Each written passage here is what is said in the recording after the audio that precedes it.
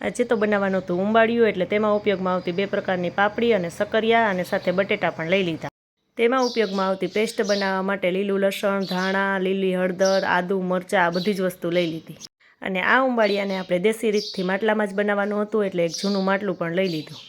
આ બધી જ વસ્તુ છે ને સરસ મજાની કટ કરી નાખી અને એક મિક્સર જારમાં નાખી અને એને સરસ મજાની પેસ્ટ બનાવી લીધી। અને આપણે આ ચટણી જેવી પેસ્ટ બનાવી લીધી છે અને એને બધા જ શાકભાજીમાં સરસ મિક્સ કરવાની છે। અને હાથની મદદથી સરસ મજાની આ પેસ્ટ છે એ બધા શાકભાજીમાં મિક્સ કરી દીધી। બટેટામાં તો સરસ મજાનો આ મસાલો છે આપણે અંદર ભરી જ દીધો, એટલે સ્વાદ સરસ આવે।